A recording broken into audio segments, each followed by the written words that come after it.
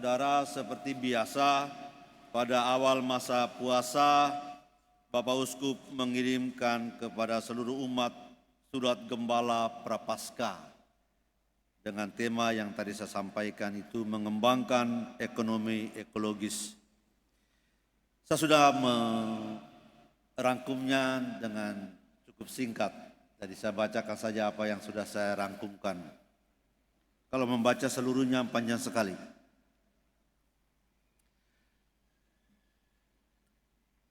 Mengembangkan ekonomi ekologis. Ibu bapak dan saudara-saudara, ada kesalahpahaman yang menjadikan manusia sebagai pusat alam raya atau antroposentris.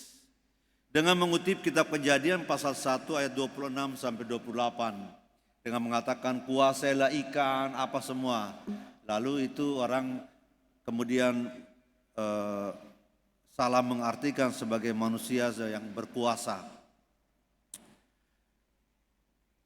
Oleh karena itu manusia seakan memiliki hak mutlak, ya. Karena manusia menjadi pusat, maka manusia itu seakan memiliki hak mutlak untuk menggunakan segala sesuatu alam semesta ini sesuka hatinya untuk keperluannya sendiri.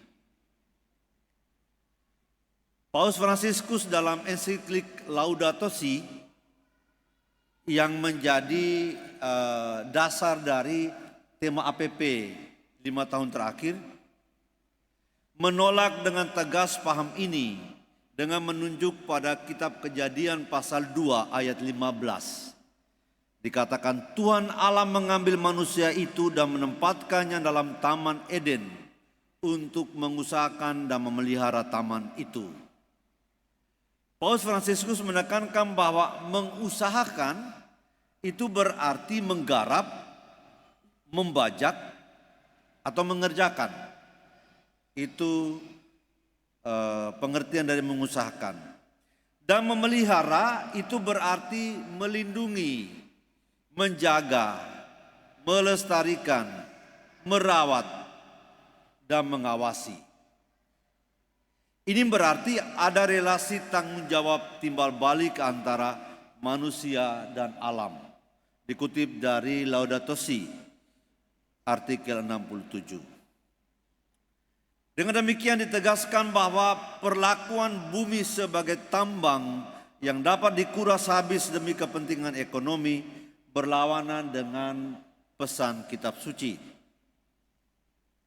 Manusia harus mengusahakan dan memeliharanya sebagai taman dan melawan semua tindakan eksploitasi alam yang merusak lingkungan. Paus Fransiskus dalam ensiklik Laudato Si menegaskan pula bahwa setiap orang dan komunitas dapat mengambil dari harta benda bumi apa yang mereka butuhkan untuk bertahan hidup, untuk keberlangsungan hidup, tetapi juga memiliki kewajiban untuk melindungi bumi dan menjamin keberlangsungannya untuk generasi-generasi yang akan datang. Dan segala sesuatu, alam semesta dan segala isinya adalah milik Tuhan.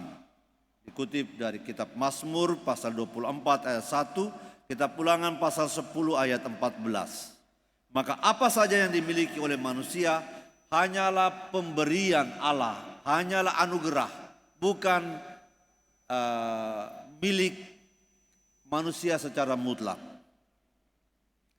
Dalam upaya memajukan dunia ekonomi, telah terjadi pengkondisian situasi pasar sedemikian rupa sehingga banyak orang kemudian terperangkap ya dalam situasi kebergantungan mutlak pada produk-produk yang dapat merusak mental masyarakat dan juga berakibat pada merusak lingkungan. Nah, ibu bapak dan saudara-saudara, sekarang ini di banyak tempat pembelanjaan selalu disiapkan, ditanya dulu mau pakai kantong plastik. Kalau pakai kantong plastik itu berbayar. Bukan mereka cari uang, bukan. tetapi untuk mengajak orang untuk tidak menggunakan plastik. Itu maksudnya. Maka orang selalu disarankan untuk kalau pergi belanja, bawa kantong belanjaan sendiri dari kain misalnya. Itu cara untuk menyelamatkan bumi, mengurangi sampah plastik. Oleh karena itu, para pastor di Keuskupan Agung Makassar ini sudah dari beberapa tahun yang lalu dalam rapat para imam sudah diputuskan untuk tidak lagi kalau acara-acara paroki tidak lagi menggunakan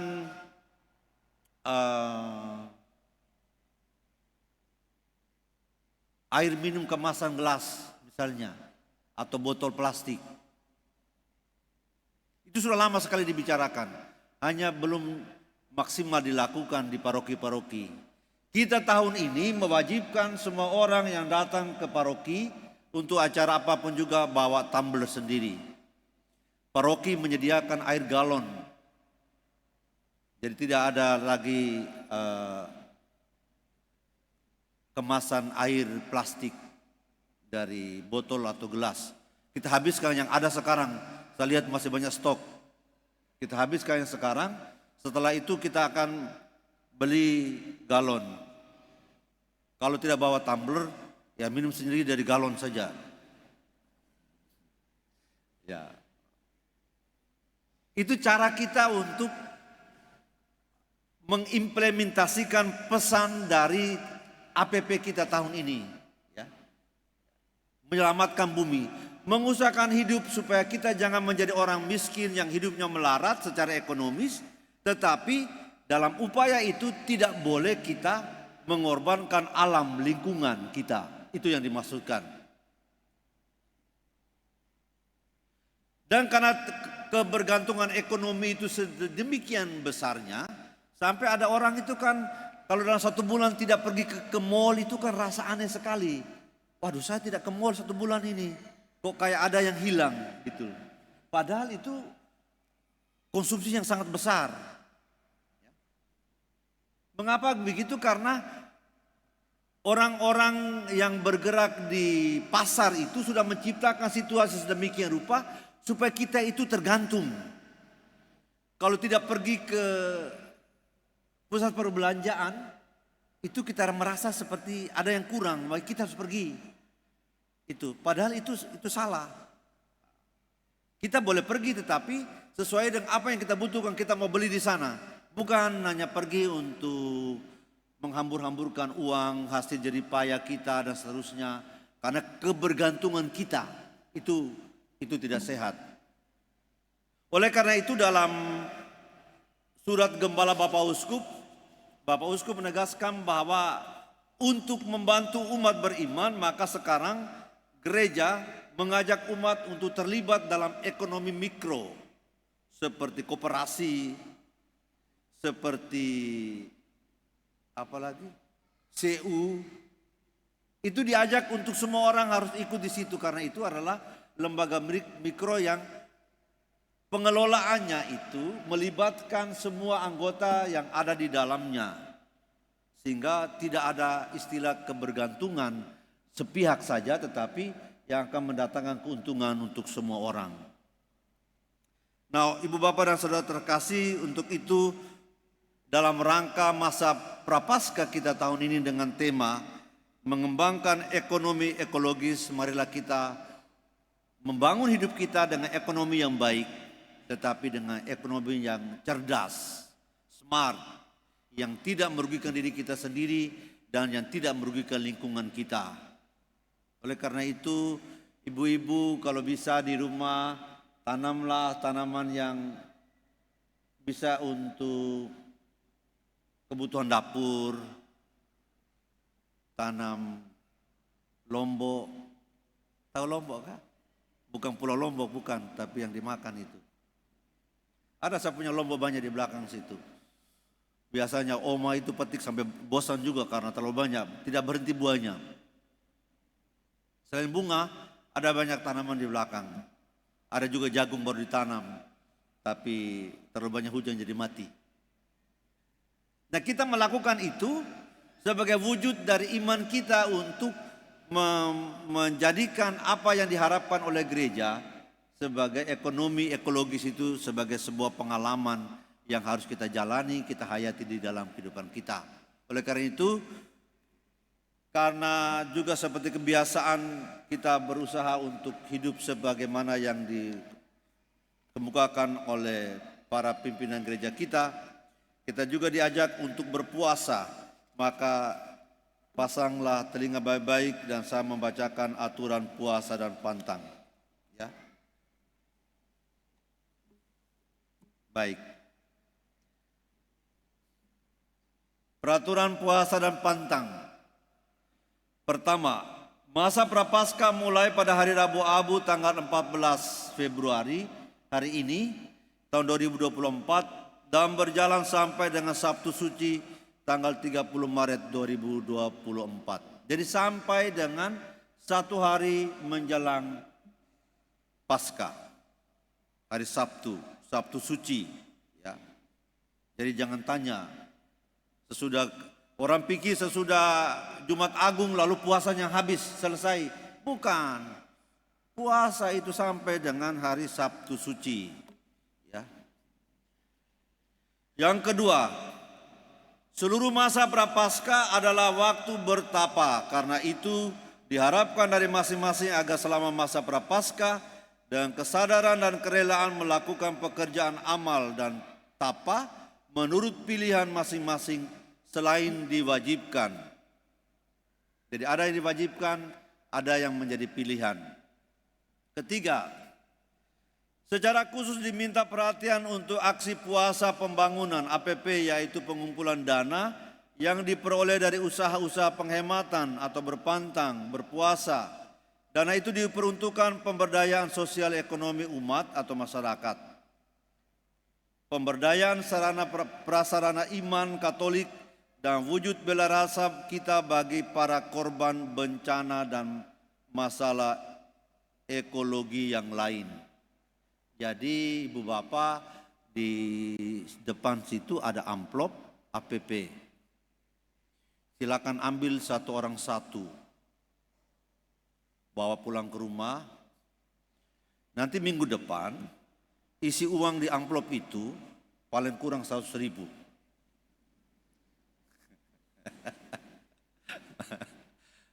Bawa datang. Tidak mesti 100.000 ya, terserah berapa saja. 1.000 kah, 2.000 kah, 500.000 kah, terserah. Nanti isi di kotak di belakang sudah disiapkan. Kita baru bikin kotak baru khusus untuk APP. Tahun lalu itu kita punya APP yang dikumpul di sini, itu hanya 61 juta. Sekitar itu. Itu sangat kurang Bapak Ibu semuanya, sangat kurang. Karena kita punya kolekte saja, 1 minggu itu bisa 60 juta. Masa 40 hari cuma setara dengan bisa 1 kali, kan lucu. Jadi ini kita menghimbau supaya kita ikhlas menyumbang karena ini dana akan diperuntukkan untuk karya kemanusiaan ya. Kita memang punya kas paroki cukup banyak, jadi kita tidak pernah dapat. Tetapi paroki-paroki lain yang di kampung, itu mereka bikin proposal misalnya untuk memperbaiki jembatan di kampung, untuk pengadaan air bersih, untuk kalau ada bencana itu bisa dipakai untuk membantu. Itu dari dana-dana yang kita kumpul pada saat APP. Ya, itu yang kita maksudkan.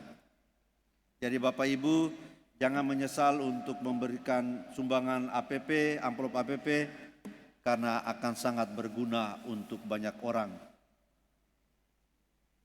Keempat, di samping itu selama masa Prapaskah kita wajib berpuasa dan berpantang menurut peraturan berikut. Ini aturannya. Pertama, selama 40 hari dari hari Rabu Abu tanggal 14 Februari hingga Sabtu Suci tanggal 30 Maret adalah masa puasa. Secara khusus kami mengajak seluruh umat untuk melaksanakannya secara lebih serius pada hari Rabu Abu, hari Jumat dalam masa puasa, termasuk hari Jumat Agung dengan puasa dan berpantang.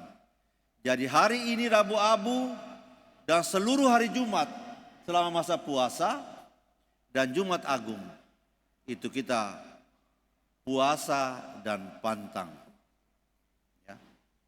Setiap hari Jumat, bukan hanya Jumat Agung. Kedua, berpuasa berarti mengurangi makan, sehingga hanya satu kali saja boleh makan kenyang dalam satu hari. Jadi 3 kali makan toh kita biasa 3 kali makan. Pilih, kenyangnya siang atau malam atau pagi. Yang lain jangan kenyang.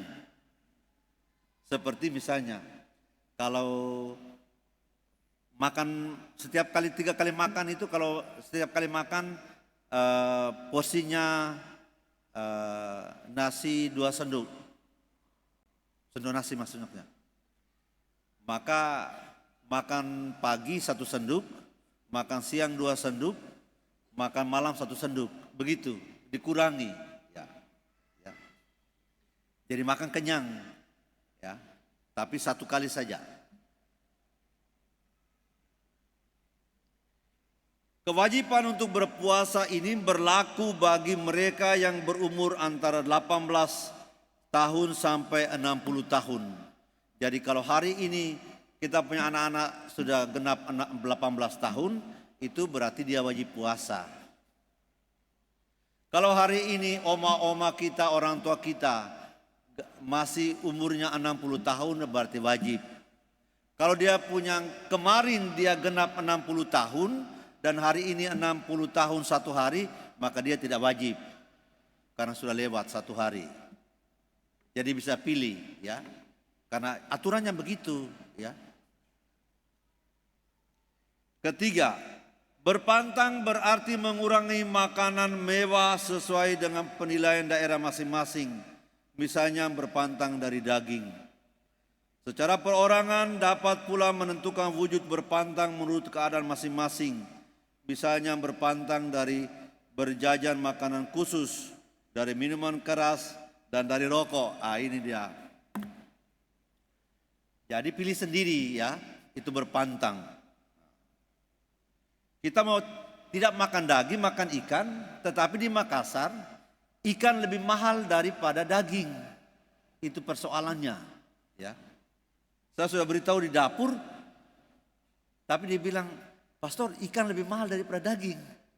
Oh, jadi bagaimana? Itu. Jadi harus dipertimbangkan, ya. Karena situasi pasar memang sangat aneh, ya. Bisa juga pilih untuk tidak makan sambal atau tidak minum kopi. Dalam masa Prapaskah saya tidak ke kafe. Jadi uang yang biasa habis di kafe, saya kasih masuk di amplop dan saya kasih masuk di kotak APP. Begitu. Saya sejak hari Rabu yang lalu sudah berhenti merokok. Saya sudah berhenti merokok untuk masa Prapaskah. Nanti sudah masa Prapaskah, kalau saya merokok lagi, ya merokok lagi. Tetapi untuk masa ini, saya dari hari Rabu yang lalu saya sudah berhenti merokok. Jadi uang yang biasa saya beli rokok itu, saya pakai untuk APP. Begitu, sederhana sekali. Jadi yang biasa ibu-ibu biasa ganti-ganti make up, Kamis lipstik merah, Jumat lipstik abu-abu. Coba itu untuk beli barang-barang itu dikurangi, lalu uangnya kasih masuk amplop, kasih masuk di kota, begitu, ya. Kelima, oh ya, kewajiban berpantang berlaku bagi mereka yang sudah berusia 14 tahun. Jadi sudah umur 14 tahun itu pantangnya wajib sampai nenek-nenek, kakek-kakek, ya, gitu. Yang kelima, mereka yang mendapat makanan dari dapur umum atau yang hidup di tengah keluarga yang seluruhnya belum Katolik, bebas dari wajib pantang tetapi tidak bebas dari wajib puasa. Jadi misalnya di rumah ada istri Katolik, anak-anak satu Katolik, satu Buddha, suami Buddha. Jadi tidak mungkin toh tidak masak karena yang tidak Katolik harus makan. Maka orang Katolik yang tinggal di keluarga yang bercampur itu mereka tidak wajib pantang, tetapi puasanya wajib hari Jumat dan Jumat Agung dan hari ini wajib. Ya. Tapi pantang boleh, tidak wajib. Keenam, kewajiban Paskah yaitu kewajiban untuk menyambut komuni dan kalau perlu sebelumnya mengaku dosa dapat dipenuhi dari hari Rabu Abu tanggal 14 Februari 2024 sampai hari raya Tritunggal Maha Kudus tanggal 26 Mei 2024. Jadi ini namanya kewajiban Paskah adalah menyambut tubuh Kristus, sambut komuni ya. Nah, ini dimaksudkan untuk orang-orang yang misalnya tinggalnya jauh dari kota, terpencil, tidak ada pastor di situ, maka carilah waktu di antara waktu itu untuk bisa komuni, paling kurang sekali ya dalam masa itu. Demikian peraturan pantang dan puasa Bapak Ibu dan Saudara. Kita berdoa mohon kekuatan dari Tuhan agar kita dituntun, dibantu agar kita menjalani masa puasa ini dengan penuh iman, dengan penuh penyerahan diri kepada Tuhan, agar seluruh persiapan kita sungguh-sungguh berkenan kepada Allah dan pada waktunya mendatangkan sukacita dalam perayaan kebangkitan Tuhan kita. Semoga Tuhan memberkati.